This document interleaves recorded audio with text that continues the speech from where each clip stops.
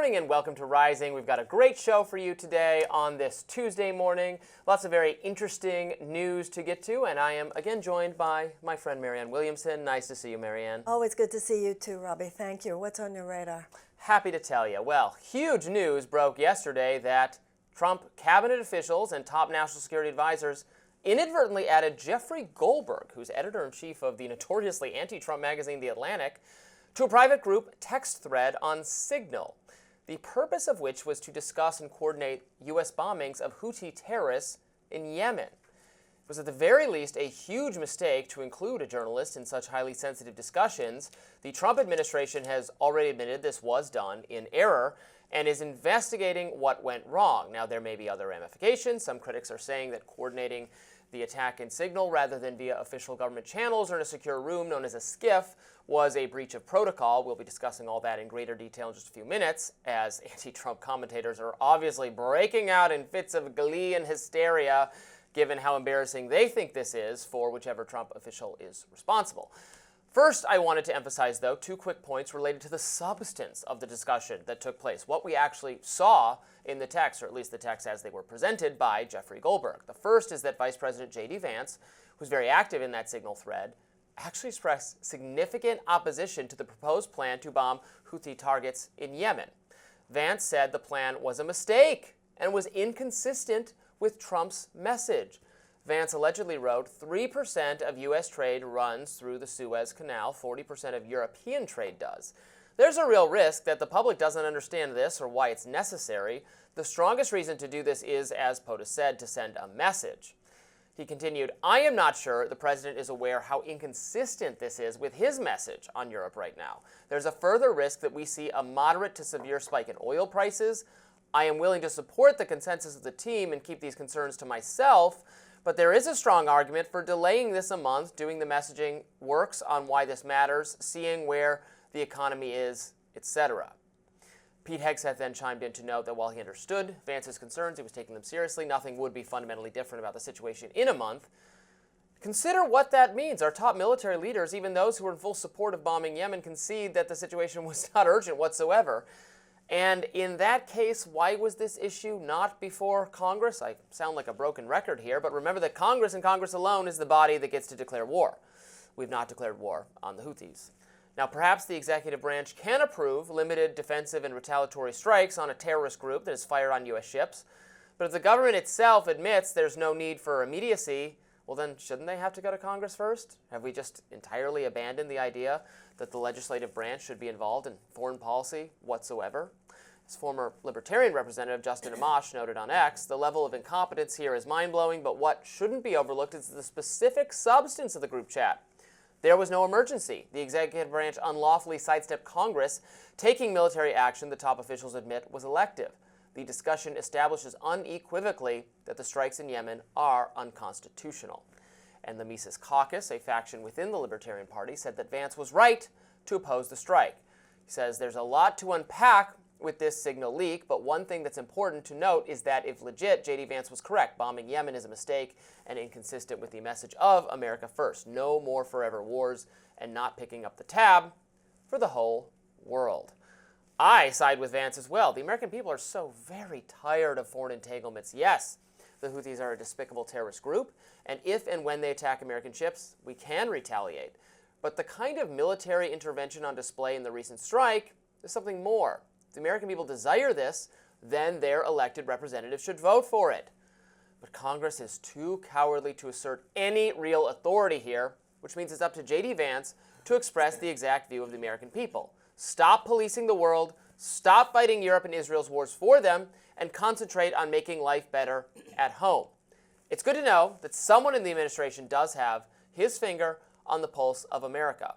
And I appreciate, Marianne, that there was a real difference of opinion and a debate taking place among the members of Trump's team. It's a team of rivals, a Lincoln style, where there's actual dissent allowed. I think that's great and appropriate, and I'm with J.D. Vance and the concerns that he raised, and I'm glad we got to see them. Now, of course, doing it in this method and including Jeffrey Goldberg is obviously an error and might have further complications that we're going to discuss a little bit later in the show in our next segment. But for now, on the substance of what was discussed. You're a progressive person who's skeptical of many foreign entanglements. Weren't you glad to hear the vice president raising these concerns? I don't agree with you that that's a legitimate I do agree with you that that is a legitimate conversation. I don't see it as a team of rivals. I see it as a team of sycophants who sometimes disagree. But you're right about foreign entanglements. You're right about how Congress should declare war. Although as long as we have the NDAA in place, then the administration pretty much gets to do what it wants to do. However, as important as that is, and as much as I agree with you on some of your points, that must not be used to distract us from the huge elephant in the living room here. This was not just a breach of protocol, this was a breach of security. Let's be very clear here. The Houthis are funded by Iran. You're messing with, we're already talking about the fact that the Musk machine has come in and it has eradicated some of our cyber defenses regarding Russia, even though we know what Russia is doing to us, China, even though we know what China is doing to us. We are just opening up and saying, hey, Chinese, listen in. Hey, Russians, listen in. Hey, Iranians, listen in. This is recklessness and carelessness and irresponsibility and ineptitude on such a level, and nothing, even though those other things are important, nothing should allow us to take our eyes off that ball, because the American people need to see it. Not only is this reckless and careless, but that same kind of recklessness and carelessness is on full display with this digital paramilitary of the Musk teams, and the American people are getting to see the level of this specifically has nothing to do with Musk, and there will always be, if you literally, again, Iran didn't hack the Signal Group. The Atlantic didn't hack the Signal Group. There's no hacking here. They invited the wrong person to the thing. That's you could always have, if the Iranians are wearing a mustache in disguise and they get invited into the skiff room by the doorman, that's not really saying the. You're trying to act as though this was not hacking. Well, it has nothing to do with, it's not hacking, and it has nothing to do with Musk. He added the wrong person. Well, probably inadvertently, although I have seen, and I can't tell you, I wonder if this is the case for you. I had so many people text me yesterday asking if I thought that Jeffrey Goldberg was deliberately added by Waltz, who is the more establishment Republican national security figure. So did he add someone? And we all know why he has Jeffrey Goldberg's communications at hand so easily, because he leaks to the Atlantic. So did he do that on purpose to discredit other members of the administration, including Vance, who was arguing for peace? I think that's an important piece of the puzzle. I would not be shocked if that's true, but still that's the level of. But leaking isn't hacking. Leaking is a different thing. I didn't say that it was. Okay. I didn't say that it was. What I'm talking about is the fact that this is typical of the culture of this administration. That's what I'm talking about. Now, as far as Waltz, did he or did he not purposely allow Goldberg in? That's the level of interesting Washington, D.C. gossip. And you might be right, and it'll be interesting to see if it's true. I think it's more than interesting gossip. I think people want to know that for sure. This is a deeper issue here, and that has to do with the ineptitude and the irresponsibility and the carelessness. And that is where, yes, it is significant that this is typical of the way this administration is running. It is typical of the way that the Doge team is running. It is typical. If you have an unqualified Secretary of Defense, and every Republican now who's saying, well, really, this was a mistake, knew how unqualified he was, except Lisa Murkowski, except Susan Collins, and except Mitch McConnell, all of whom had the guts to vote against him. Rubio didn't. It doesn't matter. It was still a Department of Defense. It was about the war. It was about the war. So what I'm curious about is, obviously, the Secretary of Defense doesn't himself set up the signal chat. Who set it up? Did he already purge the department of the kinds of people who are sophisticated and responsible enough to know how these things are done? That's what I'm curious about. I would think that the Secretary of Defense would say to someone in his office, the team needs to get together. And under normal circumstances, this would be done in a secure room, in a secure location. These people are not qualified for the position and do not know what they're doing. I'm just dismayed they didn't purge everyone who had Jeffrey Goldberg's phone information on speed dial. That's what they really need to do. Your point about Michael Waltz, you might be right, and that would be sort of typical Washington. Trump is still being thwarted by people in his inner circle. Pardon? What? Well, that would be a case where Trump is still being thwarted by people in his inner circle. People who have a more. You're right. You're not wrong about that, and we'll see. I'm still on the fact of the carelessness, the irresponsibility, and the ineptitude on full display. Well, and Pete Hegseth, I don't know how much more this is going to go on before the American people say this guy, and the president might say this man has got to go. But let's be really clear here. He was not hired because of his qualifications. In many ways, he was hired because of his lack of qualifications, as is true with many of these people, because Trump wants to run everything from the Oval Office and didn't want a Secretary of Defense who might say no every once in a while, who might argue or push back every once in a while.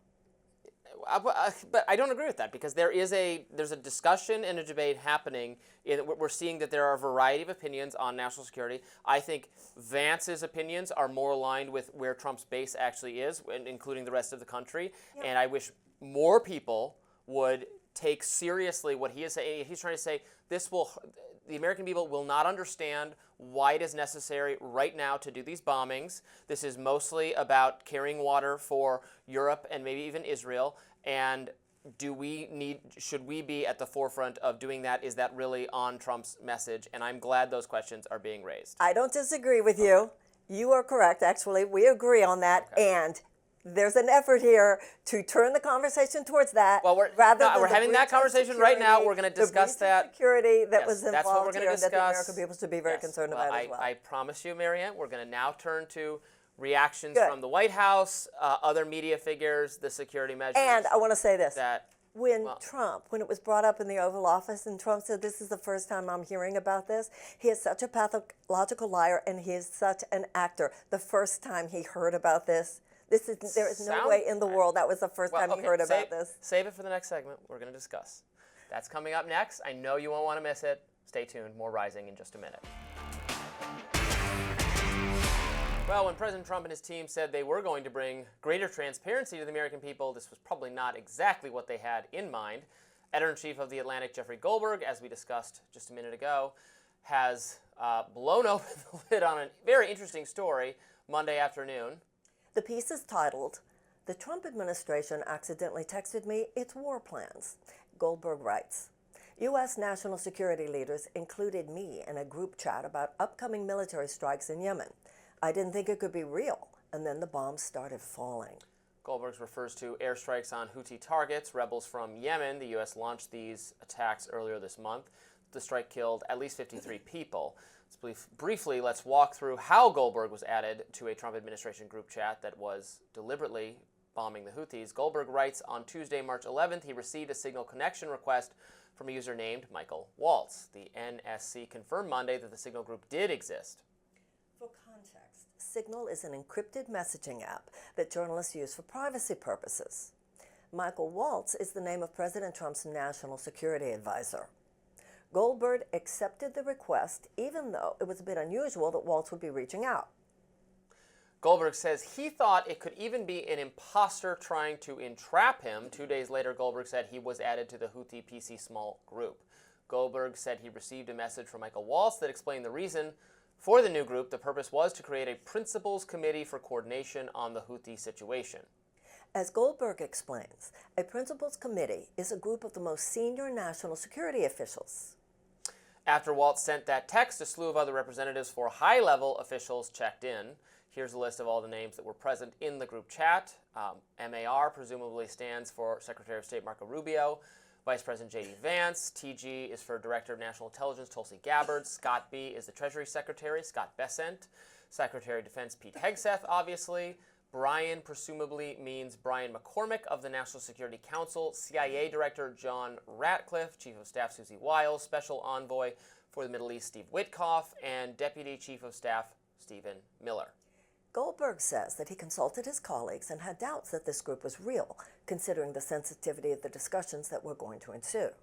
Now, instead of going through every text, we'll just give you the highlights from the text chain. On Friday, March 14th, J.D. Vance had reservations about bombing Houthis since only 3% of U.S. trade runs through the Suez. Pete Hegseth then pushed back, arguing the strikes were about restoring freedom of navigation and reestablishing difference, not the Houthis.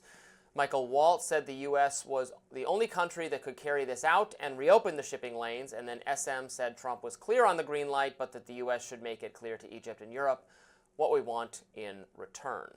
Here is President Trump's response yesterday. We're using Signal to coordinate on sensitive materials and having to do with what?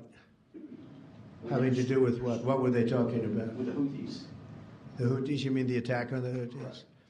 Well, it couldn't have been very effective because the attack was very effective. I can tell you that. I don't know anything about it. You're telling me about it for the first time.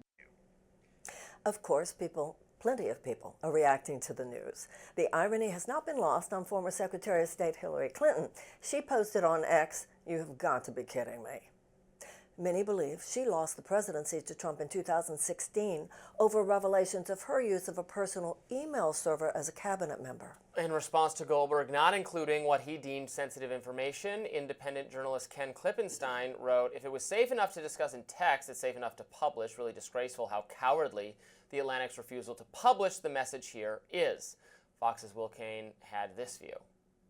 But the bigger takeaway for me is it's an insight, a transparent insight into the thought process and dialogue of our national leaders. If you read the content of these messages, I think you'll come away proud that these are the leaders making these decisions in America. Defense Secretary Pete Hegseth told reporters nobody was texting war plans, which prompted Fox analyst Brit Hume to tweet, "Oh, for God's sake, the administration has already confirmed the authenticity of the message." Then there was former House Speaker Nancy Pelosi, who wrote, "In my 30 years of experience working with the intelligence community, I have never before seen such horrifying incompetence in the securing of our nation's intelligence. How dare they put our troops at risk with this cavalier behavior? There must be accountability." Former Transportation Secretary Pete Buttigieg also weighed in. And to see this administration claiming that it cares about competence and merit, and then be responsible for an epic up like this, demonstrates that these are not serious people. And Senator and veteran Tammy Duckworth wrote, "Pete Hegseth, the most unqualified Secretary of Defense in history, is demonstrating his incompetence by literally leaking classified war plans in a group chat. Hegseth and Trump are making our community, our country, less safe." White House spokesperson Carolyn Leavitt is pushing back. However, she posted this morning, Jeffrey Goldberg is well known for his sensationalist spin. Here are the facts about his latest story. 1, no war plans were discussed. 2, no classified material was sent to the thread. 3, the White House counsel's office has provided guidance on a number of different platforms for President Trump's top officials to communicate as safely and efficiently as possible. Leavitt said they were looking into the matter. Republican Congressman and Senate Armed Services Committee Chair Roger Wicker told The Hill that the panel plans to investigate the situation. Senate Majority Leader John Thune also told The Hill that lawmakers will get to the bottom of it. Okay, lots to discuss here on the legal aspects and the blowback. I find it very rich from Democratic members of Congress to be saying, "Oh, this is some huge intelligence scandal, and how dare they?" Okay, you're the Congress. You are the body that declares war in the first place. They're more mad that we found out that wars are being planned without any congressional oversight than they are that there's no congressional oversight. Like, do your actual job and be the body responsible for all this. So I don't want to hear from Nancy Pelosi. She's presided over a period of utter disregard for the the constitutionally mandated provision that Congress is responsible for handling these affairs. She didn't care when Democrats were in charge. She didn't even care when Republicans were in charge. Okay. They just all marched lockstep. So this is not Biden's presidency, and Nancy Pelosi is no longer Speaker of the House. This is now, okay? The Democrats have no power. They are not in power in the House, and they are not in power in the Senate. So the idea, why didn't they do something? Secondly, even though I agree with you about the Congress being the ones to declare war, you continue to pretend like the National Defense Authorization Act does not allow all this. So your point is well taken, but it has nothing to do with the Democrats, allowing it to happen. The one thing Nancy Pelosi said that I did have a problem with, she said it put our troops at risk. Our troops are not there in that area. Yeah. But the idea of the incompetency, and I believe that Pete Buttigieg was absolutely correct. There are people, the prisons of the United States are filled with people who have done so much less in terms of criminal activity. This should be considered such a breach, and under normal circumstances, some heads would roll. Somebody should be held accountable here. Whether it's Michael Waltz, I don't know. Well, but for the Michael Waltz should be held accountable. Absolutely. I agree. Well, somebody, and also this does go back to the fact that lying has been so normalized in that administration. Well, who's lying? Ineptitude. This entire thing, Other than perhaps Michael Waltz, about why he added Jeffrey Goldberg, editor-in-chief of The Atlantic, to the group chat. this is about people behaving You in think ways. Trump was lying? I think he found out. You said this during my radar. We played that. I think he found out. I think that's when he found out about it. You think From he didn't? Michael Waltz? You're saying When he was asked by the journalist about the story, Oh, I don't think he knew the story yet. I don't think he knew it. he is president of the United States. Anytime I don't think they wanted to tell the boss how badly Well, they that screwed might be up. true. Susie Wiles, well, I trust Susie Wiles. It's an interesting point. I mean, you are bringing, on the level of gossip, some of which is significant, you are bringing up very cool things today. Yeah. However, Susie Wiles, although I think she would be loath to tell the boss, I do think she is responsible on that level, and I think she would. This is a salesman. This is who Trump is, and he would know how to play the American people. Like, oh, this is the first time I ever heard of it. There have been other instances where he says, oh, this is the first time I've ever heard about something, as though that absolves him of responsibility while he's figuring out how to handle it. But So he we'll just, see what Trump does. if he already knew what the story was, I think he would have responded to it differently, because he made it, when he was asked the question, he clearly thought it was some kind of dig at how effective the bombings had been, because he said, well, whatever you're referring to didn't stop the effectiveness of he didn't understand what they were saying, that there had been a journalist involved there. He would have responded differently. So I think he was hearing about it for the first time, because his response was not well calibrated to the nature of the criticism. I think that's I see it completely differently than you did. The president went there, both the president and Hegseth are trying to make it like Goldberg is nothing, like the Atlantic is a rag, like it's just a failure. The Atlantic magazine has won numerous Pulitzer Prizes. Whether you agree with it or so you think that makes something a rag, that it's won Pulitzer Prize? I don't think You're that- part of that anti-intellectualism that comes into play with this administration and with that group, and it's beneath your level of understanding. I don't think you can. You should point to your awards and your credentials and say, "See, I must be right," because why wouldn't they be giving me awards if I wasn't? That's not what I'm saying, and that's not what he said. What I'm saying is that the president and Hegseth tried to shoot the messenger here, making it about I think the Atlantic is just a failing magazine. It doesn't mean anything. A sensationalist, Levitt saying, "Oh, they're a sensationalist magazine." Listen. There are a lot of things, but they're not a sensationalist magazine. If they were a sensationalist magazine, it might be more fun to read. I mean, they're a magazine with a variety of commentators and perspectives, some of whom I quite like, some of whom I really dislike. I found a lot of their coverage of free speech on college campuses, something that matters to me, has been quite good. My friend Connor Friedersdorf works there. He's a good writer.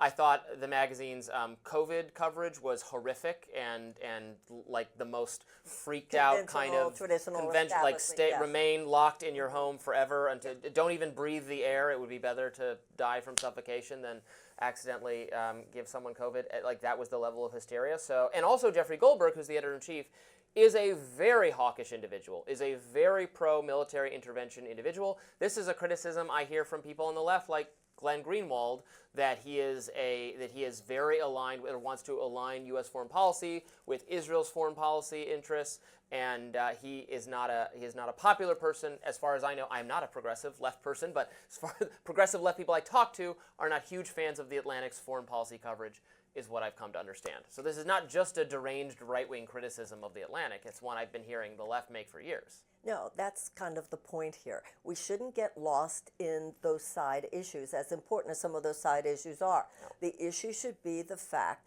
that our Secretary of Defense and his office set up a chat. It was like a bunch of fraternity guys deciding, do we go tonight or not? Should we go have a drink first?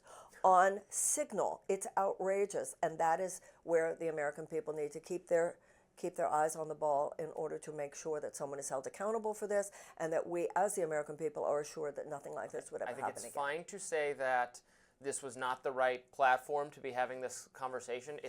I know people are making the claim that it is, in fact, illegal to have it on this platform, and it was certainly either a mistake, deliberate, or whatever. Should not have happened that Jeffrey Goldberg was in the chat, so I think we agree on all that. However, I agree with Will Cain, the Fox News guy's commentary, that I appreciated hearing that our leaders are thinking through whether aspects of our foreign policy that the administration is pursuing aligns with what the people actually want. Is this on message with why the American people elected Trump? That's a question J.D. Vance raised. I think that is a good. Now, maybe that conversation should be happening in a skiff or on whatever government approved, if that's what you're saying, fine. I don't really have a counter opinion on that. Robbie, that conversation would have been basically no different under a Biden administration. That was a Washington conversation, and that's not even said as a criticism, but that's not something which is any better or any worse than the kind of conversation that any administration, Democrat or Republican, would have had about that particular issue. I believe you. I don't know that for Yeah, certain. well, I think everything. Unfortunately, I was never added to. I was never like mistaken for Robbie Mook and That was put on just a a Washington. That was just a Democratic DC insider that was discussion. a DC Defense Department conversation, and I'm not even saying that as a criticism. I'm just saying it is not a sign that there are these deep thinkers and these profound intellectuals who are having this conversation. Even though, like I said, I don't have a. I guess mean, I my think you're standards right. are low. Even the slightest. Let's pause and think if this is in the best interest of the American people or what the American people want.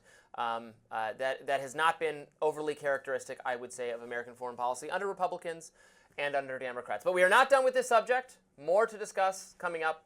Stay tuned. With the news of the Trump leak came some pretty funny memes. The Daily Show tweeted that the Trump administration accidentally added them to their group chat. Here's a parody of a drunk defense secretary, Pete Hegseth, trying to find a Taco Bell, apparently.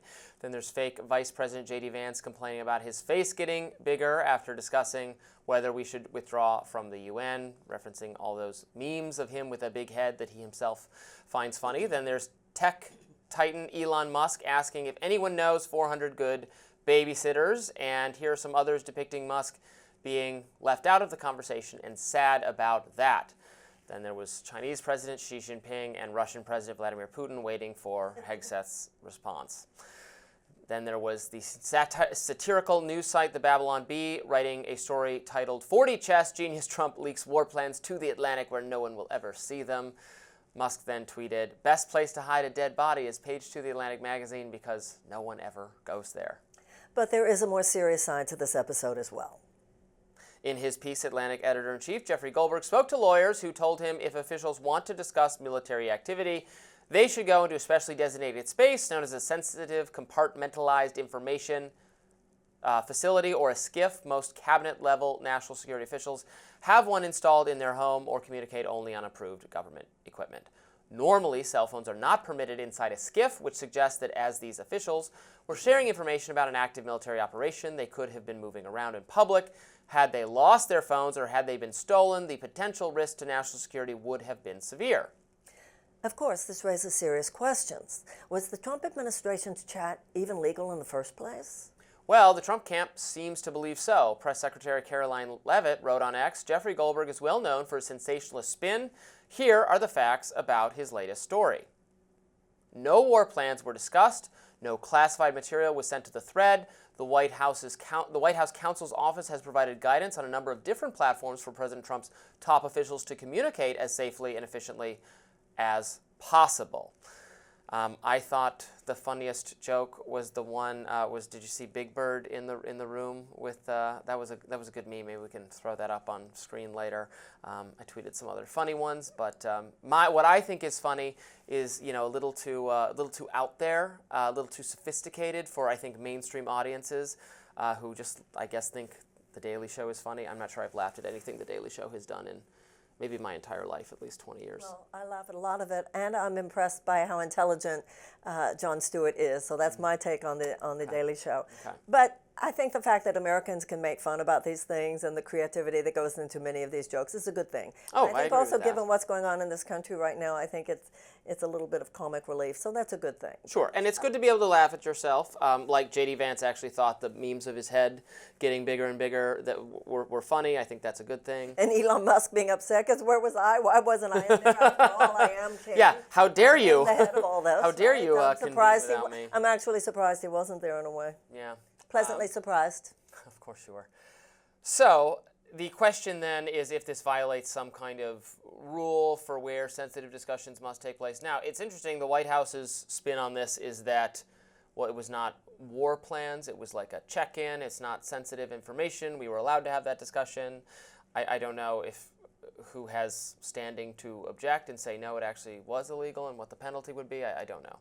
I don't think any person on the right or the left would think that it was reasonable for this chat to be done the way it was, heard the way it was. And of course they were discussing war plans. Somebody else said, well, it was just they were discussing policy, but the policy they were discussing was the war. We don't have to, in that sense, I think that we don't have to, go through the weeds too much on this. Everybody knows what happened. Everybody knows what should not have happened. And I think at this point, the question that we need to focus on is, will any heads roll? Will any changes be made? Will any accountability be enforced? I want members of our government to discuss their unconstitutional war plans in as public an arena as possible. Forget Signal. Let's do it in like a Facebook group where there's millions of people who have been added. Like, this is where what you I don't want secrecy for things that I don't think should even be taking place. Well, your point is very well taken, and I agree with you that it is Congress people who should be discussing any kinds of serious issues about whether or not the United States takes action of war. Given what is at the moment, however, this president, first of all, regardless whether or not he has the constitutional right to do what he's doing, this is the president's behavior on pretty much everything. This is authoritarian rule. We're going to do it because I want to do it. Well, Trump had nothing to do with this. I mean, he was not in the That, thread. no. He had said recently, and once again, I'm not even saying it's not. I'm not even saying it's an illegitimate conversation whether or not to bomb the Houthis. The president did say recently that there would be severe consequences and he would be taking action. The president did say that against the Houthis if their activities didn't stop. No, he did, and so they were right to be taking on the topic. I don't think anybody's really disagreeing with that. It all has to do with whether or not that chat should have taken place in a way that a journalist or anyone else could hear. Well, no, it should not. From their standpoint, they should be pretty mad at Waltz, who's the individual who's being And it should not have charged with been on having a said it platform where Waltz could even do that. Yeah. I mean, you might be right about that. I mean, it's really interesting. You think that he did it on purpose? He might have. Yeah. I mean, I don't. Well, he could have done it on purpose. Hold on. Do you think we'll ever know? I don't know if we'll ever know. No, we might But not. this is ever know. Washington. Some people think the whole thing was. I heard people were texting me saying, "Do you think the whole thing was like scripted or rehearsed?" I'm like, no, I don't think that at all. No, I don't. But I know. But the fact that it was easy to make that mistake, to add that person instead, shows that must suggest to me that Waltz communicates with Jeffrey Goldberg on a regular basis. Right. Well, we already know that. We already know that he is using. But to me, the deeper issue. But this is this as conservatives are portraying him correctly in this way as a very, very leading anti-Trump intellectual journalist, leader of a very anti-Trump magazine. There's a diversity of thought in The Atlantic on a lot of subjects. There's not much diversity of thought on whether Trump is bad. That is very much the editorial line of The Atlantic. So that you would be talking frequently to this person, I think that's the warning. We keep talking about this over and over and over and over again. We've already kind of established the parameters of this conversation, where we agree and where we don't agree. So I just think at this point, America will move on. I think in a way you and I ought to move on a little bit on this. Yeah, I don't know. Do you think the American people will care about this much? This is a media story. American people should care that there are insecure communications going on at the top level of our defense conversations. The American people should care about that. Right, or this shouldn't even be a partisan issue. They shouldn't. I'm not saying they shouldn't care. I'm not saying they should or shouldn't care.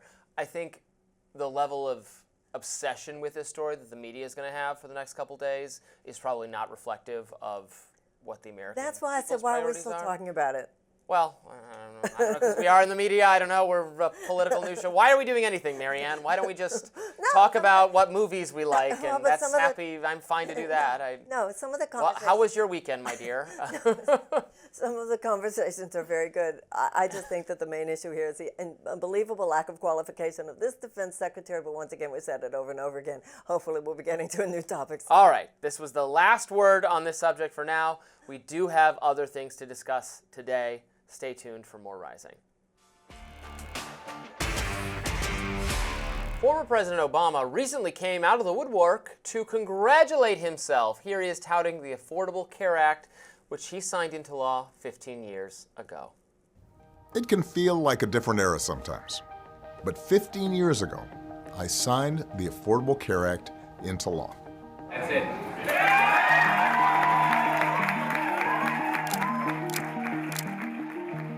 goal back then was to establish that here in America, healthcare is not just a privilege, but a right for every single American. When the Obama Presidential Center opens on the south side of Chicago next year, visitors will have a chance to hear from some of the folks who made the ACA a reality. With everything going on right now, it's easy to feel like regular folks can't change this country for the better. But if it could happen 15 years ago, it can happen again. Now it's up to all of us to keep building on and improving the ACA until everyone has access to quality, affordable health coverage. When you visit the Obama Center in 2026, I hope you leave ready to keep making a difference.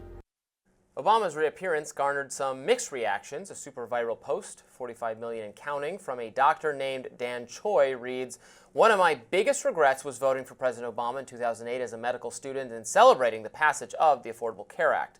Little did I know the carnage it would wreak on the medical profession and my future patients. I had no idea then that the ACA was written to strip physicians of their autonomy, boost insurer profits, and drive healthcare consolidation. End result 15 years later is a more expensive healthcare system with less competition, resulting in lower quality, less efficient care for patients. Coverage is not the same thing as care." Florida State Congresswoman, on the other hand, wrote,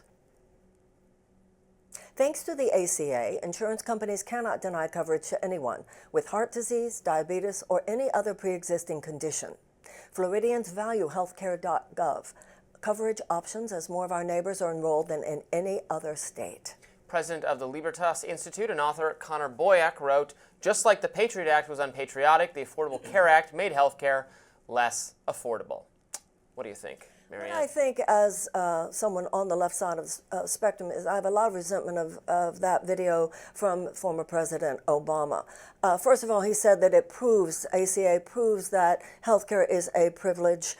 It's not a privilege, it is a right. It absolutely does not do that. We have between 70 and 90 million Americans who are underinsured or uninsured. We are the only advanced nation, not just advanced democracy, we're the only advanced nation, Robbie, that does not have universal health care. We have tens of millions of people who go to the doctor. Yes, the coverage will allow them the visit to the doctor, but it does not allow them the prescriptions. 18 million Americans cannot afford the prescriptions that doctors give them, cannot afford the tests that the doctors say they need, cannot afford the operations that doctors say they need. I have met many doctors who have said, I don't even know why I bother to practice medicine anymore. Somebody comes in, but they can't afford the care that I need to give them. So what we need, and by the way, it was also Barack Obama who suppressed, even though when he was running, he said that he supported universal health care. Once he got in, actually in those 2010 midterms, he actually had said that he would not go out and campaign for anyone who was even mentioning a public option. So all of that is a distraction for me. Of course, I don't want the government determining my care, not that that's what happens there, but neither should the insurance companies. So doctors have not been stripped of their autonomy by the ACA any more than they have been stripped of their autonomy by insurance companies. Those insurance companies, as the middleman, should be obliterated. That function, all of this has to do, whether it has to do with Democrats or Republicans, with giving in, caving to the profit-making desires of the insurance companies. And I think that if the Democratic Party had stood for universal health care,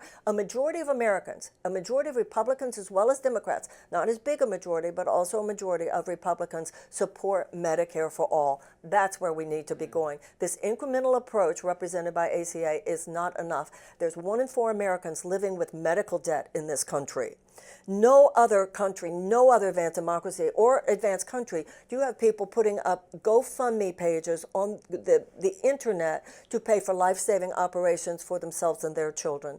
We have 1.3 million Americans who are insecure with rationing their insulin. This is absolutely wrong, and the American people need to stand up for universal health care, Medicare for all, and that's, by the way, what would win a presidential election.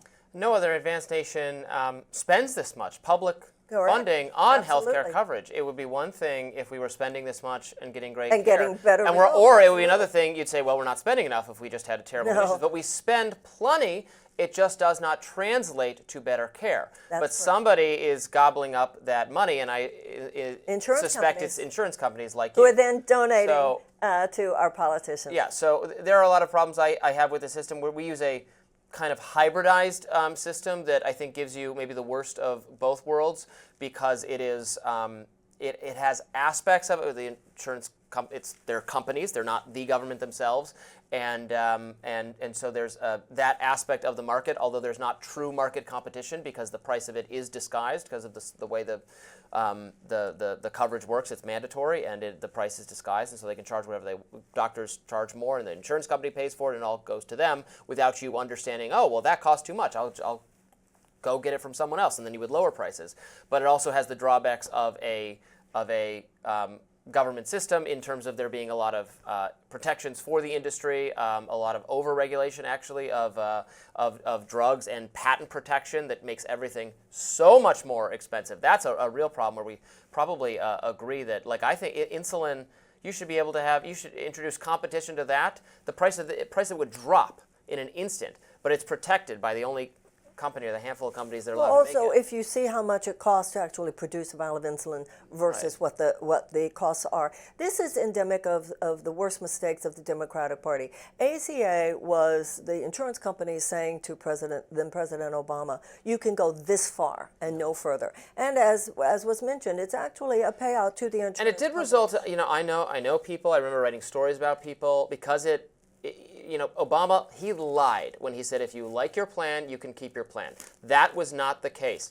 Many, many, many Americans ended up then being dumped from health care plans that they had chosen and were perfectly happy with as a result of the consolidation and the government determining, though, this plan no longer meets our standards for what counts as minimal coverage. People who were perfectly happy with the health care they had, being told by the government, no, that's not good enough, we don't want that for you. So that was a central lie. Even liberal-leaning fact checkers have concluded that he did lie, or at least misled the public when he said that. So it was a greater government takeover of what kind of care is acceptable without being the kind of system. I agree that it's not the system that you want and that people on the left want, in which it would just be it's all paid for by the government. There are millions of Americans who go to jobs that they absolutely hate for no other reason than it's the only way that they can get health care benefits. If we were to truly liberate people in this country, and universal health care would be liberating people, not only from all kinds of physical stress, but mental stress that goes along with that.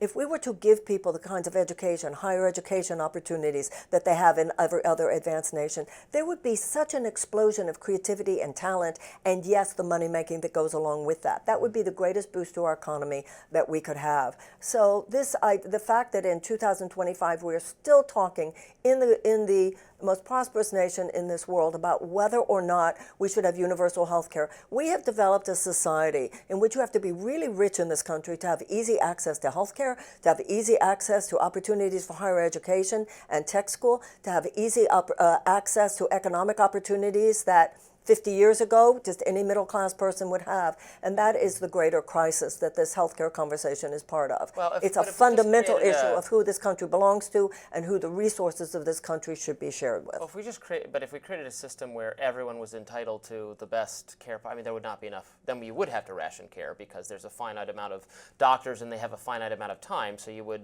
No, we wouldn't. They don't in other countries, and we wouldn't either. Yes, they do. They wait in very long lines. Canadians come here for expert and professional care, because you have to wait, in some cases, years for routine examinations. You have to wait here sometimes. Not anything like what they face. No, if you look at Germany... Well, here you have to wait, right. If you're in the common pool, if you have money, you can pay for better care. There, because it's...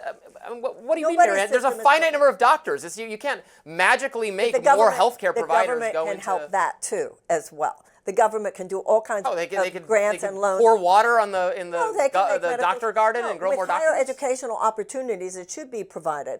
To which it is so expensive to go to medical school. Well, it is. Hold on, Robbie. Nobody has a perfect system.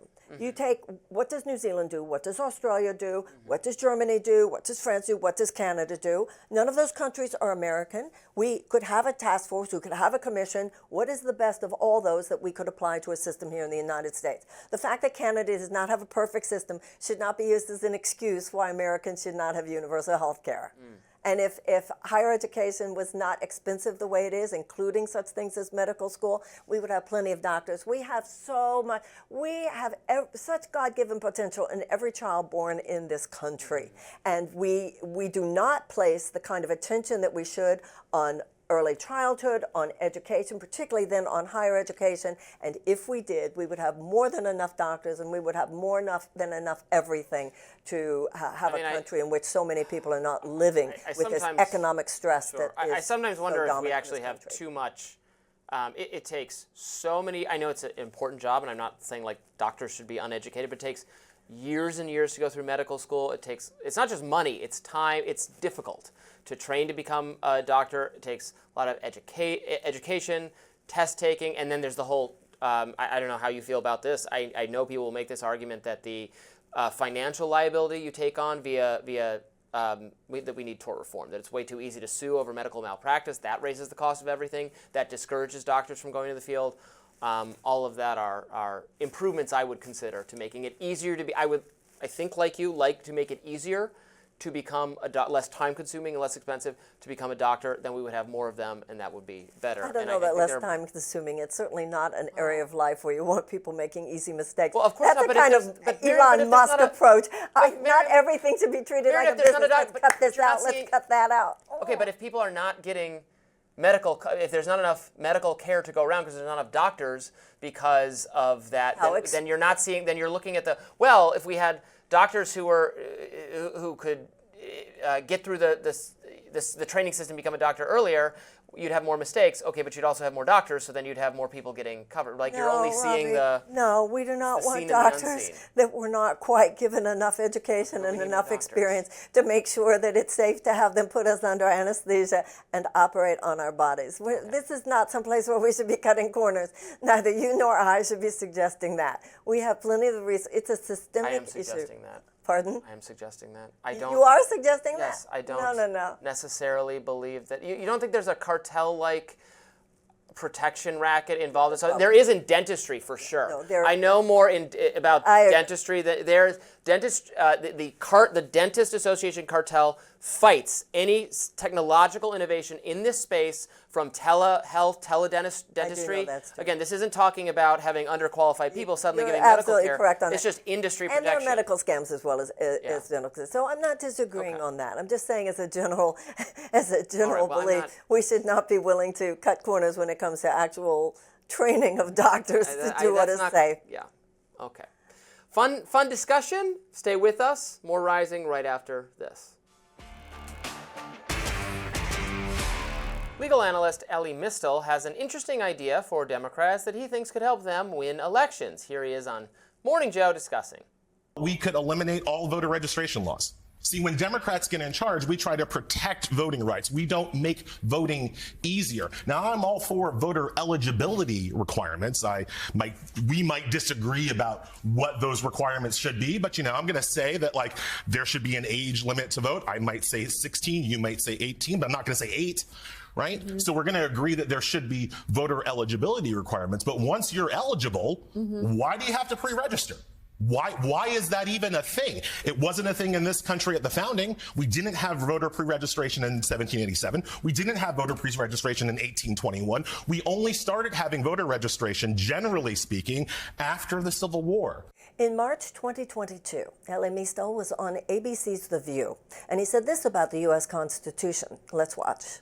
It's certainly not sacred, all right? Let's start there. The Constitution is kind of trash. Now, let's just talk as adults for a second. What did you say? It's what? It's kind of trash. Trash. It was written by slavers and colonists and white people who were willing to make deals with slavers and colonists. They didn't ask anybody who looked like me what they thought about the Constitution. They didn't say, "Oh, Jim, come over here. What do you think about this old Constitution?" Well, massa, I sure don't like how you sell my children. But I gotta say, man, this King George, he needs to be stopped. Dems have proposed seemingly unorthodox voting rules in the past. For instance, last week, New York State's top court ended a rule that allowed non-citizens to vote in municipal elections. Of course, Republicans applauded that ruling. New York GOP Chair Ed Cox said in a statement at the time, the Court of Appeals made the correct decision today, Only citizens may vote in our elections. Efforts by radical Democrats on the New York City Council to permit non-citizen voting have been rightly rejected. Democratic City Council Speaker Adrienne Adams, meanwhile, said this.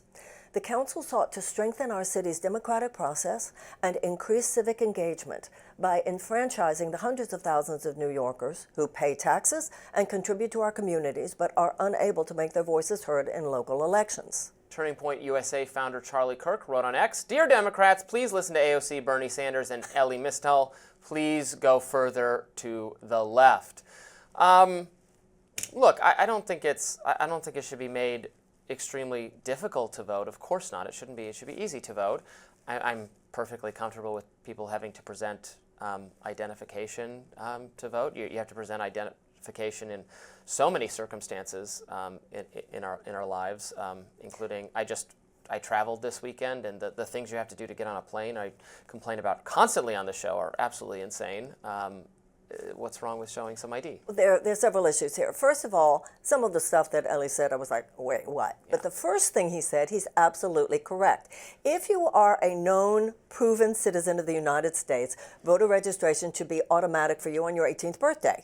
Period. End of story. It should be as simple as signing something at the grocery store or not. I mean, they know how old you are to get hold of you for the draft, so it should not be so difficult. It absolutely should not be so complicated. I don't have a problem with that. That's fine. And that has nothing to do with people who are not citizens, like he said. So I think that is a major issue. I've written about it actually in one of my books. The issue of proving who you are. The problem we have there, and it's a valid question. Let's say you're a very old woman and you're living in a rural community.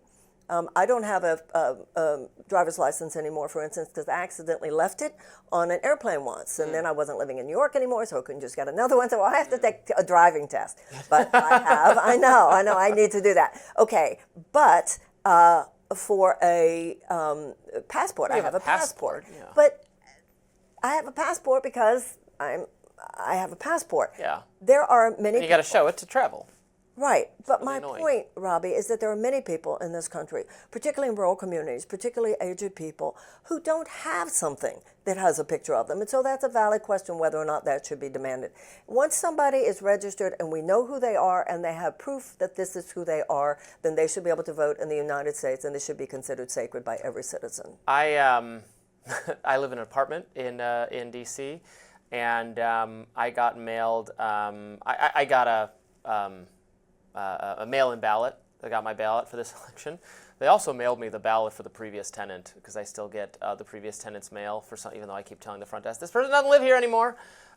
I got their ballot. So, I don't know. That made me go, maybe there is something to these fraud accusations that I got mailed somebody else's ballot who doesn't live here anymore. That was a not cool error, yeah, actually, but that wasn't on your part. No, well, I threw it away. I disposed of it. I did not vote twice. I discarded the previous Just don't blame the ballot, Democrats for that. It has I'm not nothing blaming to the do. Democrats. Yeah. Also, Democrats need to, Republicans need to update their talking points, because they'll respond to the things that Elie Mystal was saying there, like, oh, you're just trying to, get more of your kind of voters. If illegals vote, and if 18-year-olds vote, they're just trying to get more Democrats to vote.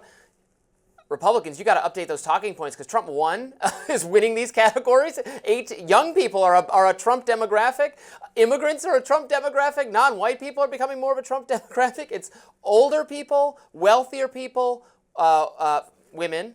The loyal voters are the demographics. If you just had everybody, David Shore presented an analysis last week that if every person who was eligible to vote voted, Trump would have won in a landslide. It's the most highly that's no, true. of course he doesn't know that for sure. He won by 1%, Robbie. Right. He did not win by a landslide. But Marion, you're missing what I'm saying.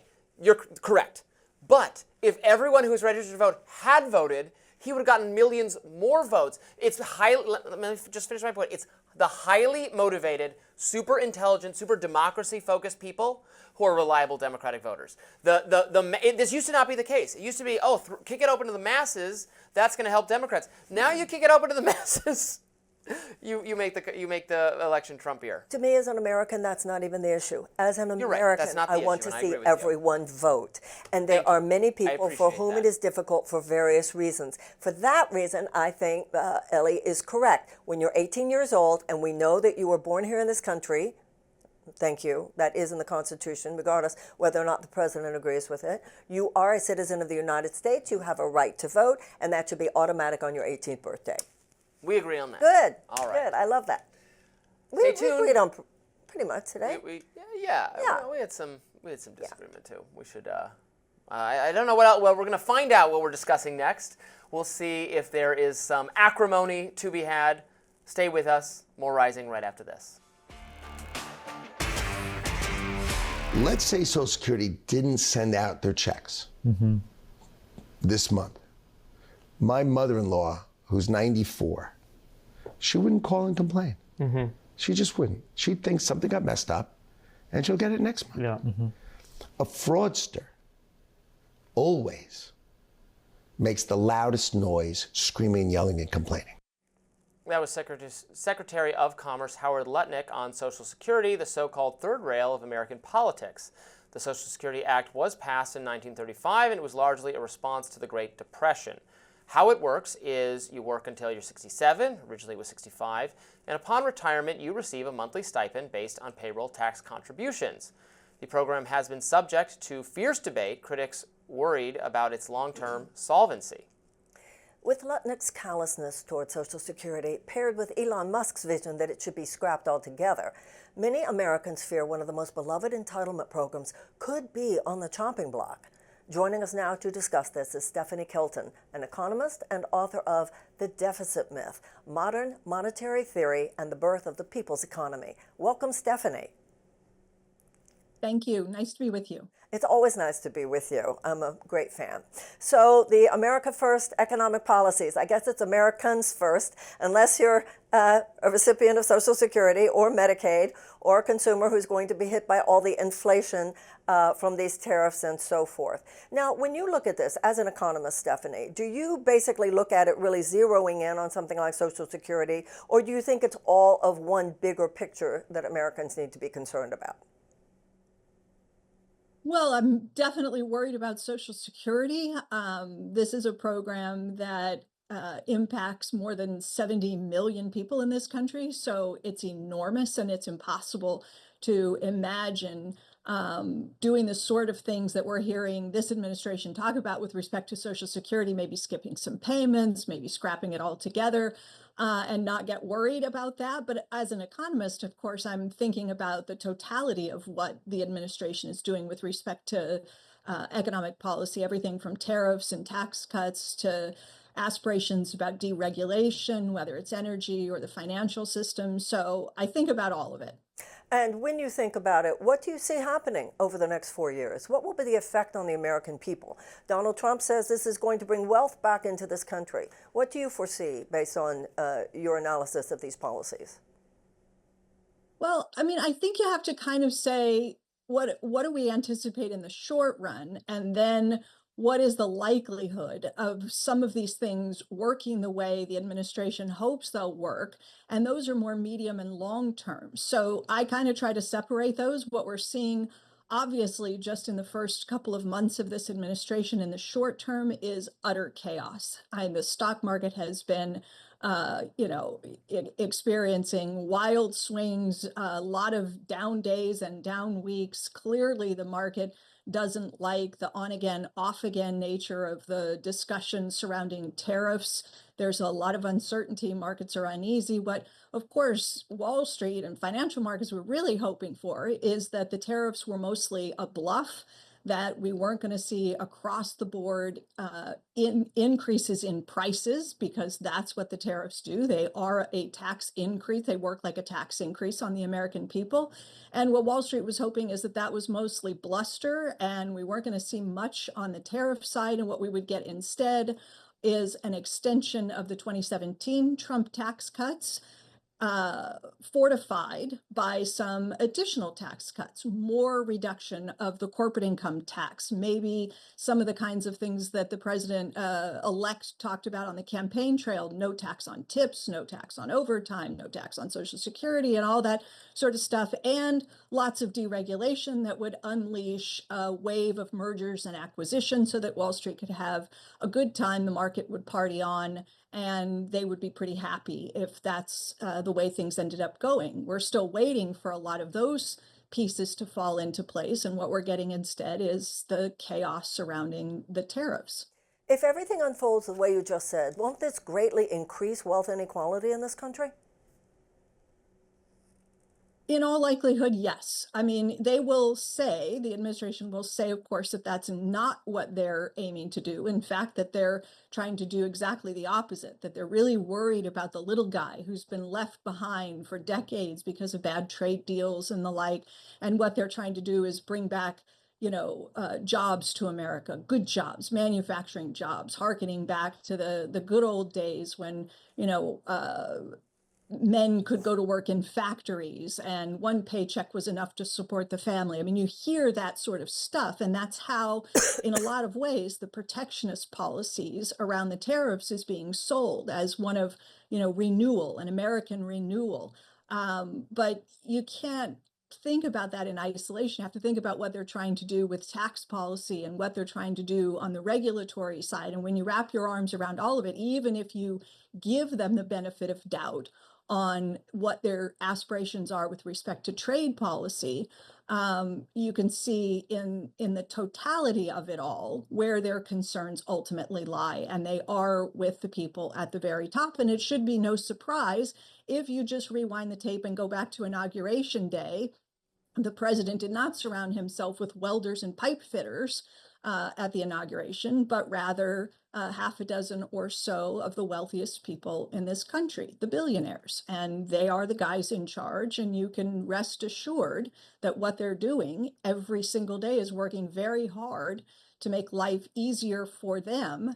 And we can see it with what they're doing to the administrative state, education, Department of Education and Social Security and everything else. They're tearing down the fabric of the institutions that support poor Americans, the middle class, and pushing things that will enrich themselves. You'll hear about crypto and that sort of stuff. So I think it's pretty obvious. Let's go back briefly to Social Security. The criticism of the program being that the people drawing money out of it now, the retired, are living longer than people lived before, that are drawing more from the fund than is going into it. That's why people talk about it becoming insolvent, and dealing with that in a variety of ways, that there won't be enough money for the people paying into it now, decades later when they retire, and that can only be addressed one way, is charging people even more for it now, that I think strikes some, particularly on the political right,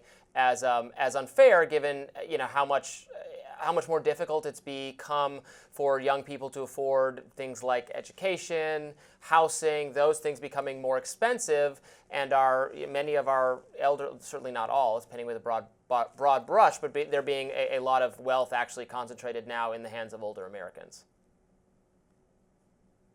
Right. So you're right. You hear these arguments that the program is quote unquote running out of money, and that part of the problem is that people are living longer. That's actually not the case. I mean, that's not what is the issue with respect to Social Security's finances not turning out the way that many had anticipated. I don't know how many people will remember, probably not very many. You don't normally study this kind of thing, but back in 1983, there were concerns that the Social Security program was running out of funding.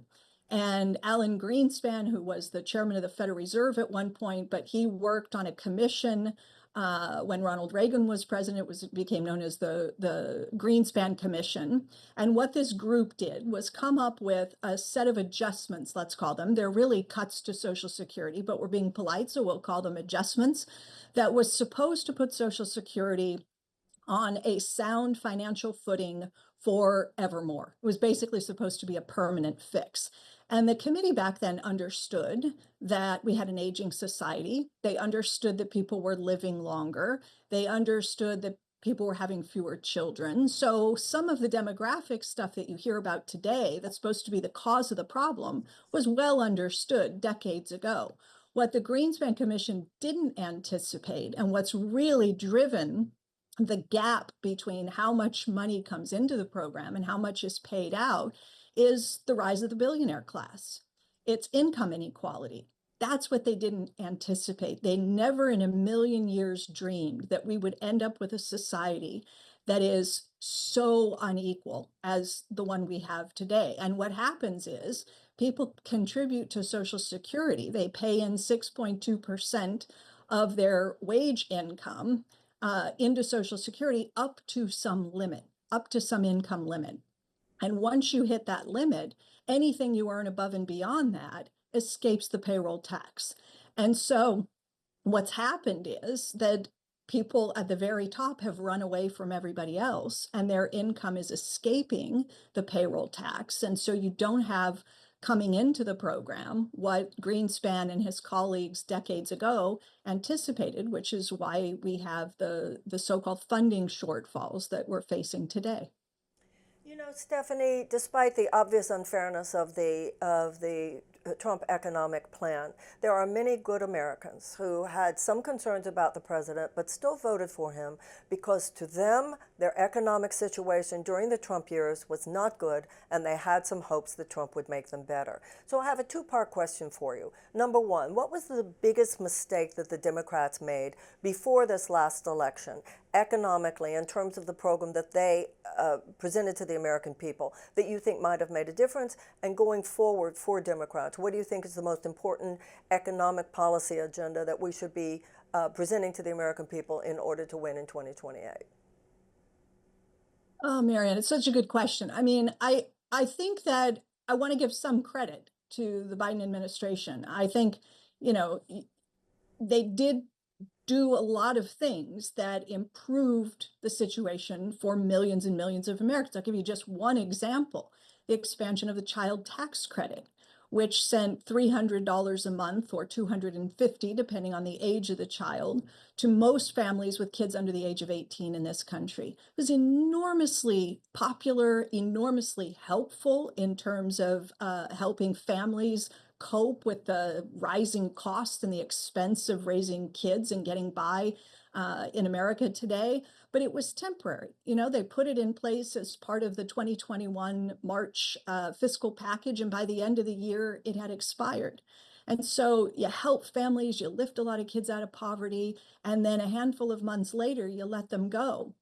And so it's programs like that, making programs universal, but making them permanent. It's the temporary nature. It's the teasing of people with a pause on student loan debt that gives people some temporary relief and says, you don't have to start repaying student loans because of the pandemic and because of the state of the economy. We're going to give you a reprieve. You have a bit of time, but then you flip the switch and you turn it back on. And so people are, you know, thrown about in a good moment where they can experience an opportunity to pay down some debt, to build up some savings, to start to feel like they're getting ahead a little bit.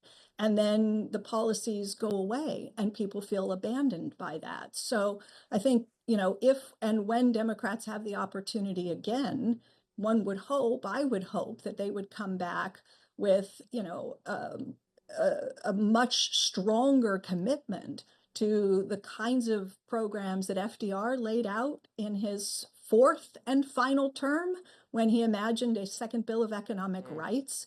And he was very aspirational. He said people ought to have a right to a job at a decent wage and to housing and to health care and to an education.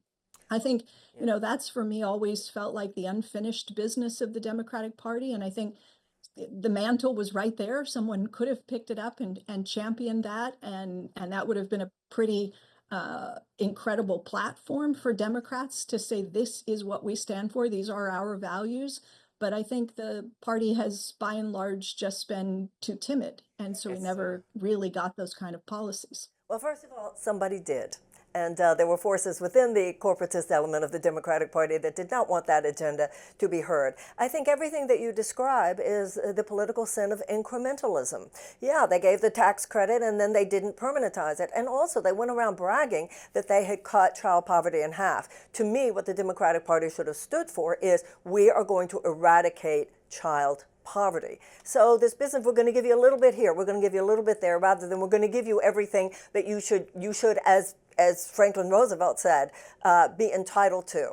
as a citizen of the United States. Do you have something more to say? It's always refreshing to be reminded of why I am not a Democrat, but we do have to leave it there. Stephanie Kelton, thank you so much for coming on to our program. And to me, you remind me why we should be, but we need to make it a whole lot better. Thank you so much. Thank you. All right, thank you both. Bye.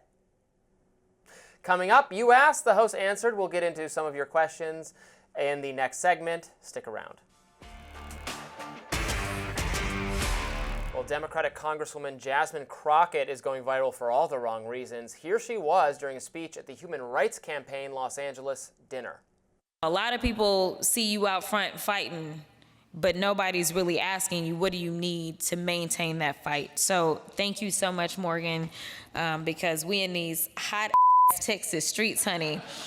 Y'all know we got Governor Hot Wheels down there. Come on now. And the only thing hot about him is that he is a hot mess, honey. So yes. Congresswoman Jasmine Crockett also had some fighting words for Republicans and Senator Ted Cruz earlier this month.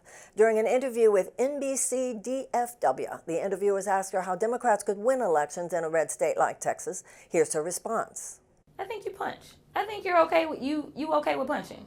You know, I think, and I love Colin, and I think towards the end he started to punch a little harder. But like, it's Ted Cruz. I mean, like, this dude has to be knocked over the head, like, hard, right? Like, there is no niceties with him, like, at all. Like, you go clean off on him. CNN pundit Scott Jennings tweeted, the governor of Texas, Greg Abbott, has used a wheelchair since 1984 when he was tragically paralyzed in an accident. Today, the unquestioned leader of the Democratic Party, Representative Jasmine Crockett, mocked him with the insult, Governor Hot Wheels. So that is why that is indeed a really cruel thing to say about him, Governor Hot Wheels. He's in a wheelchair. I think that's a really gross comment. And whatever, I'm not the biggest person to be in there like, oh, we all can only have civility. You can never make fun of people, whatever. But when Democrats or liberals act like it's just, there's only cruelty on the right, and it's just the Trump people who are so callous, and then she's at an awards dinner for the Human Rights Campaign, for the very people who aspire to some kind of loftier rhetoric and humane treatment, and that's what she says? Oh my goodness. You can't imagine any president on the left or the right talking that way 20, 30 years ago, and just the diminishment of the level of discourse is wrong. She's not, however, the undisputed leader of the Democratic Party, so don't try to lay that on us. I think she's doing a lot of good work, but I certainly don't appreciate that comment. I don't think it's good for Democrats, and it's not good for disabled people. It's not good, but... Yeah, well, I'm glad to hear you say that. I think it was of course. Very, very bad, very offensive. I guess I don't, and then the punt hitting, she meant it, rhetorically, fine. I don't think she meant to actually advocate violence. No. She said Democrats have to hit harder, and a lot of people feel that way. I know, but he was in a tough spot because he was. But when Texas, conservatives say that, then then they say, oh, this is more of that violent right-wing rhetoric. I think there's too much. We're not the ones who had pictures of crosshairs. I don't think she meant anything like pictures that. They did. Who cares? That was not us. But you know what? That's not the level of. And that was wrongly blamed for the shooting of Gabrielle Giffords. It had nothing to do with that. Oh no, I didn't say that the Republicans shot Gabby Giffords. No. But the line that, in fact, that the New York Times used was that the shooter was motivated by the violent rhetoric of Republicans, and they pointed to what you just pointed to, the targets over districts. Mm-hmm. There's no evidence whatsoever. He did not, in fact, ever see that. He was not Republican motivated. I have evidence for what is going on in someone's mind, but I don't conclude that he was guided by that or influenced by that. I think all of us just need to learn the lesson. We must become more nonviolent in our hearts. We must become kinder. We must become more respectful. That's why I think when you and I do agree on something, I hope we're modeling something that's good for people, because I agree with Eisenhower that the American mind at its best is both liberal and conservative. There are high-minded conservative principles. There are high-minded liberal principles. No one has a monopoly on truth. No one owns this country. The greatness of America is that we don't have to agree. Mm-hmm. The greatness of America is e pluribus unum. We don't have to pray the same way, look the same way, talk the same way, believe the same way. we are united by our common fealty to certain underlying principles. And in that place, we're all Americans. We have to get back to that. We are losing the fabric, the social fabric that makes us United States. We're becoming every day more disunited states. And I think each and every one of us have to take responsibility for reweaving that fabric. And that's why when we can agree, let's do agree and certainly see the common humanity in each other. I see the common humanity in you. You see the see the humanity in you as well, of course, Marianne. And I don't love violent rhetoric either. Sometimes with the pointing guns at liberal media, TVs, and shooting them. I'm like, horrible. Okay, come on, guys. In fact, I just find it distracting. Like, to actually work to achieve policies that I think would be good instead of just this kind of tough guy posturing that a lot of people do on the right that I find unhelpful. But this is an example of it's not tough guy necessarily, but it's a kind of posturing going on among the resistance media that what is she actually doing to thwart? All she said was hit him harder. I mean, that wasn't violent language. That wasn't violent language. Where I am. You think she's being effective? What is she being effective at? It's just. She was talking about a race in Texas where Colin Allred didn't come out against Ted Cruz in the way that she thought he should because he knew how many conservatives he had to deal with in a red state. And some of it, I agree with her more that we've just got to come tougher. We've got to come at it. We've got to, in that sense, fight harder. That doesn't mean you hit somebody or shoot somebody. It just means in the political rough and tumble, sometimes you got to fight harder. I look at my own situations in places where I should have fought harder. I mean, it depends what that means by fighting harder. Like working harder. No, it means coming. In political terms, it means, in my case, it would have meant responding more to my critics, more passionate to my critics, pointing out where they were lying and all of that kind of stuff. But you always have to say, well, does that sound defensive and all of that kind of stuff. But the point is, we do need to hit harder politically, non-violently, at people that we feel are truly gutting the U.S. government and causing tremendous problems for many, many people. Very interested to see if the Human Rights Campaign denounces the person they just celebrated at their dinner for the remark she made, Jasmine Crockett. Well, we just did, so they don't need to. I think they might feel some pressure to respond to who they are platforming, use an expression. So. Democrats love. Okay, we've got more to come on Rising. Stay with us. Well, as promised last week, we asked viewers to send in their questions or write them in the comment section. Thank you for all those who took the time to respond with a question. There was a wide range of them, and we're going to kick off our Ask Me Anything. I did look at the range of them over time, but I didn't look at specifically what was picked, so I don't have my answers prepared. Hopefully they're not too difficult. Here's a question for both Robbie and Marianne. Do you think that both Republicans and Democrats would institute fascism of their own design if they could get away with it? Seems to me that both parties would put a torch to the Constitution if they could.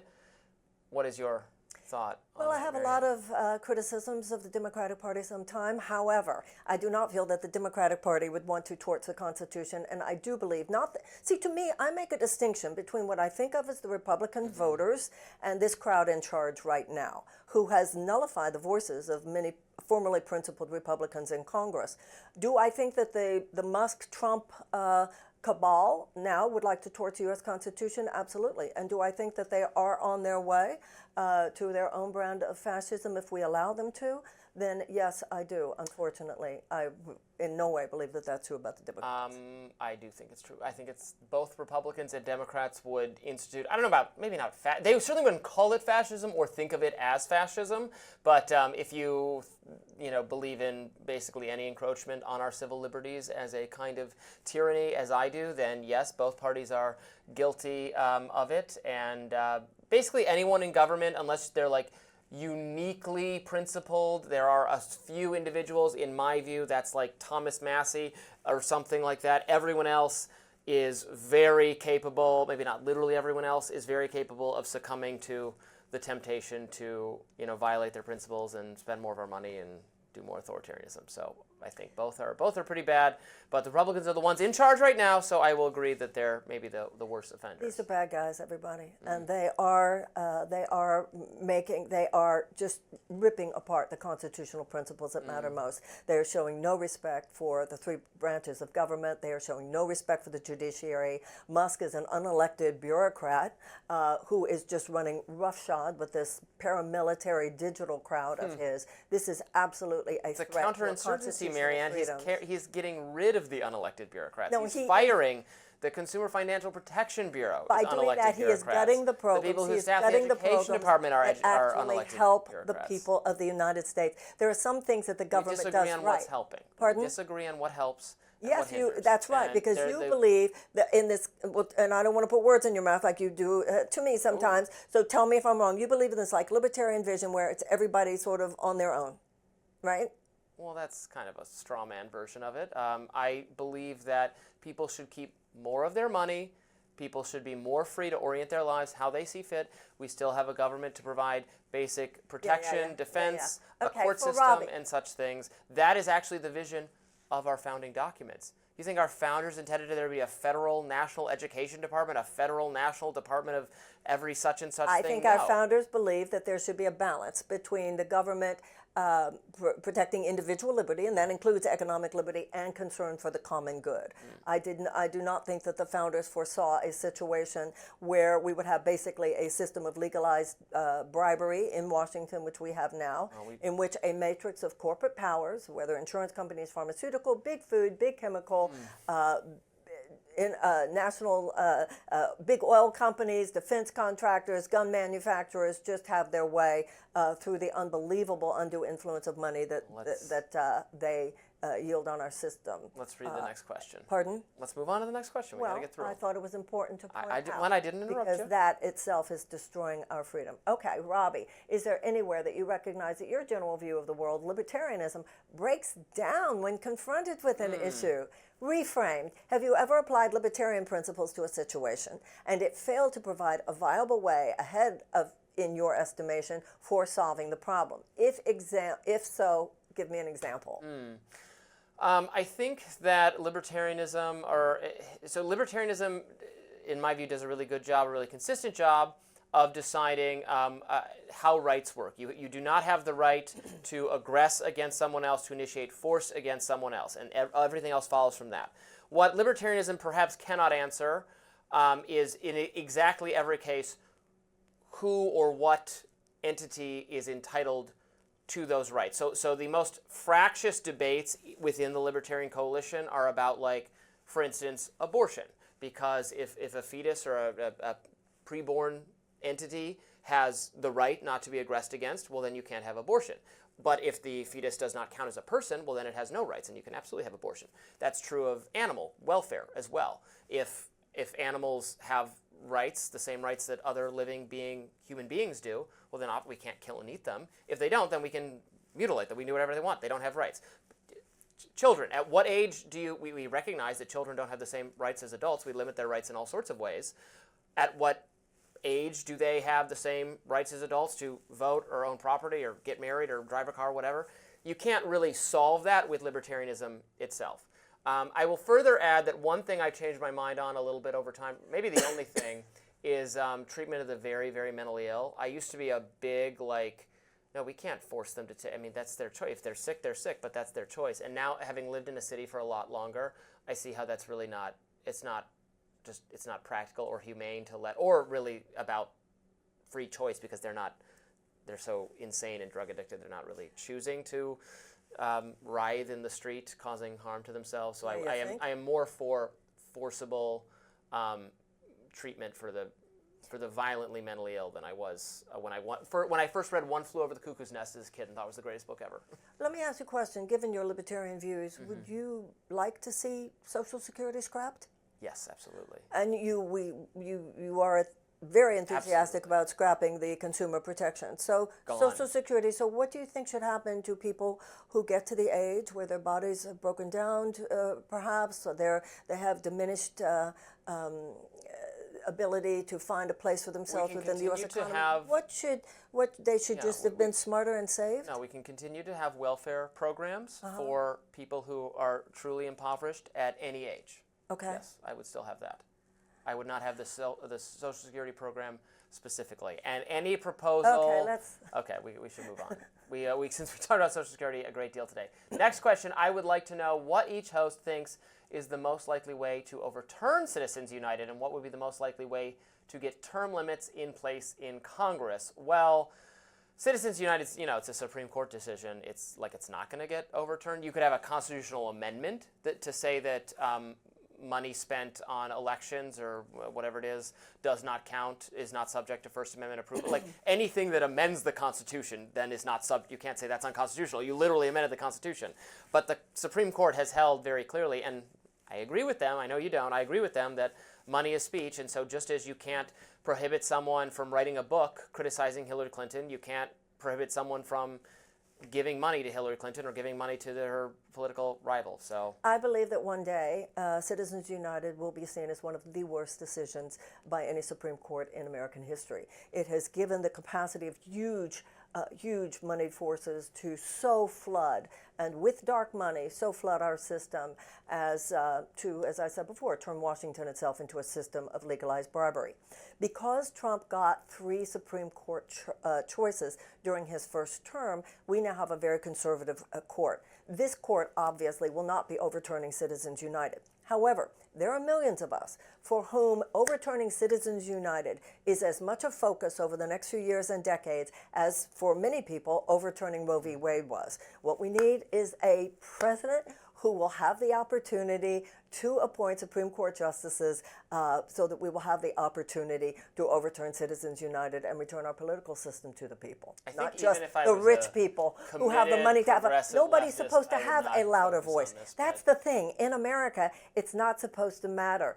It's not supposed to matter. The idea that only the very, very rich get to influence policy to the extent to which it is influenced by the very rich right now. This is exacerbated by Citizens United. It's horrifying. But we can't equal.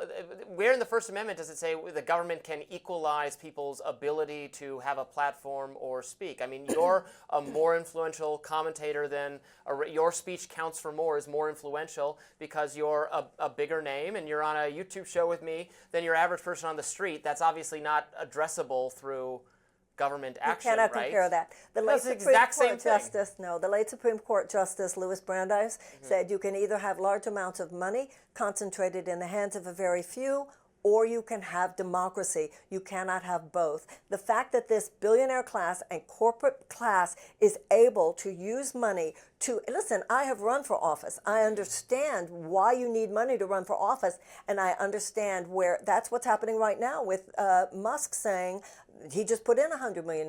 That's what's happening with Musk saying anybody who does not go along with the Trump agenda, and this is why the Republicans are so cowed right now. He's saying, I will put in whatever money necessary in order to support a primary challenge to you and to defeat you.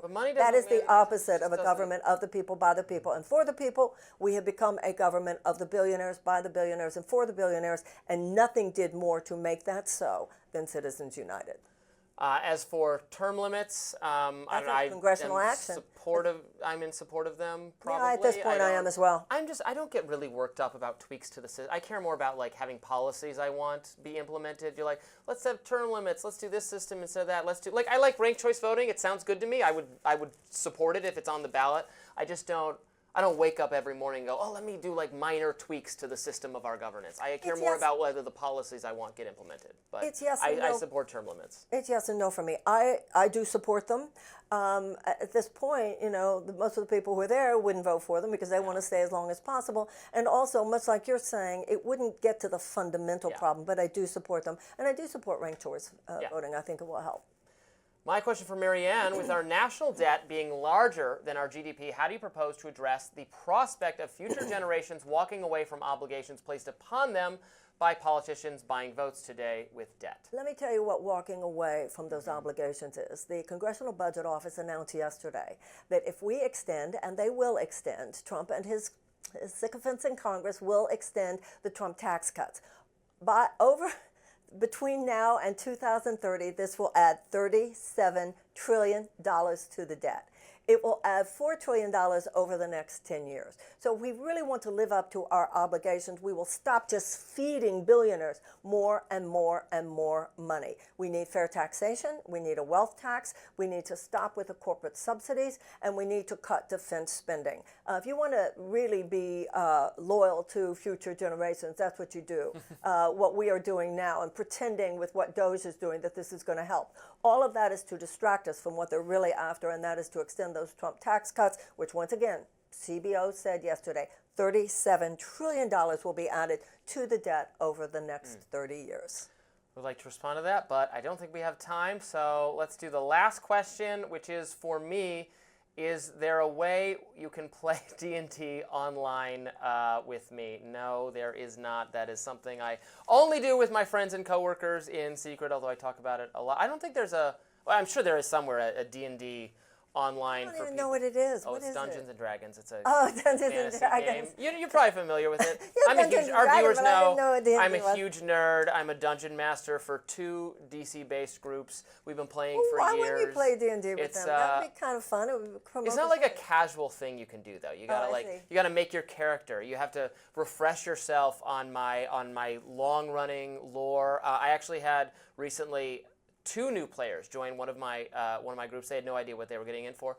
They did great, but there is a lot of catch-up in terms of all the characters and the storyline. It takes place in this world that I have constructed from my own imagination, and is really where my passion is these days. But you know what just occurred to me? Yes. There probably are, since you have these fans who Yeah. are so enthusiastic about you, they probably would give money if you would play whatever you want to play and raise money for charity. Oh, that would be nice. Uh-huh. I do I am play, offering Bobby. although I'm not going to tell people where it is, although I guess if they really searched, it would be funny if they could find it. I do play a different game. Do you know the party game Mafia? Have you ever played the party game Mafia or No. Werewolf or whatever? No, but we It's like see one at it's a work bunch right of, now in the U.S. government. It's fun game. It's like a college party game. Like you play with a big group of people, and some people are the mafia or the werewolves or whatever you call them, and everyone else is the townspeople, and they have to figure out who the mafia are. Oh, the mafia okay. know who Will each you other are. play They're trying to that? vote them off. So I play this online in a forum for a different game under a screen name. So if you can figure out where that is and who I am, and you can join a game, you could play Mafia with me. This could become a Robbie mystery. There could be a continuing, I've been like playing everybody trying to games there guess for who years. you are. I mean, I bet people could figure it out in 2 seconds.